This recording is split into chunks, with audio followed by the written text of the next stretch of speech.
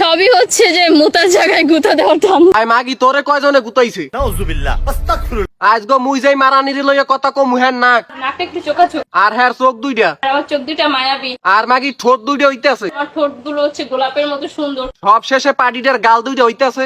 আর গাল দুইটা হচ্ছে লাল লাল টমেটোর। বুইন্ডি তোর রূপের আগুনটা তো তুই দেশ কাঁপাইতেছিস। তুই মোর 4-5টা পাড়া ছাগল আছে, হেয়া তোর দ্বারা পাড়াই দিম না মানে ঠিকঠাক মতো কাঁপাইতে পারবি তুই? যেহেতু কাঁপাতে পারবো তো 4-5 জন ছেলে কাঁপাতে পারবো না, এটা কোনো কথা না, কথায় যুক্তি আছে, কিন্তু এটাও তো বুঝতে হইবে পাড়া গুলো 4-5টা লোড সামলাইতে পারবি তুই? জীবনের লোড তো অবশ্যই সামলাতে পারবো, কারণ আমি হচ্ছে খুবই এনার্জি, তাই নাকি? এনার্জি এককালে হেডা ভরা? আমার ভিতরে খুবই এনার্জি। হ্যালে ঠিক আছে, 4-5টা পাড়া হে একলাই কাঁপাইতে পারবে। আমার মনে হয় যে আমিই পারবো। তাই আফা কাঁপানোর আগে কি মগু কিছু দেখান যাইবে? পাবলিককে সবকিছু দেখাতে হয় না, পাবলিক হচ্ছে বুঝে না। মারানির কথাবার্তা শোনার পর অরে মোর ঠিক এই বিল হরতে মন চাইতে আছে।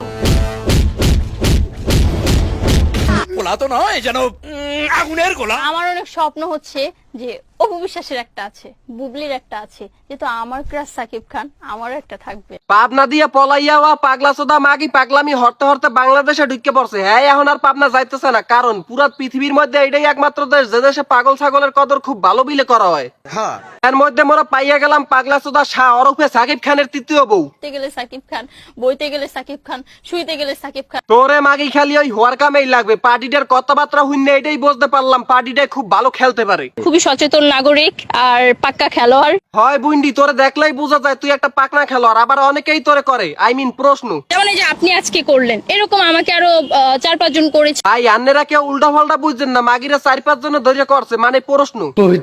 এই পাগলা সোদা এতই লোড লইতে পারে যে সাকিব খানের দুটা বউ থার পর হেরে বিয়ে করতে চায়, অন্যদিকে নিজের বাতার থার পর আর একটা বাতার চায়, আবার সপ্তাহে 7 দিন কাদারে কোন দিন কাটাইবে হেডার রুটিন করে লইছে। 3 দিন এই স্বামীকে সময় দিব, 3 দিন ওই স্বামীকে সময় দিব, আর থাকে একদিন। বুইন্ডি ওই একটা দিন মোর লাগে কাটাইয়েন। আপনাদের চাটাচাটির ভিডিও তো সেই ছিল, আপনাদের 3 মিনিটের ভিডিও তো সেই ছিল। তয় আফা মুইও দোয়া করি আমনের জানি 10 মিনিটের একটা লিঙ্ক বাইরে আর হেয়া দেখকে জানি আমার অডিয়েন্সে শান্তি পায়। তয় আফা আমনের লিঙ্ক ঠিক বাইরে হইবে নি?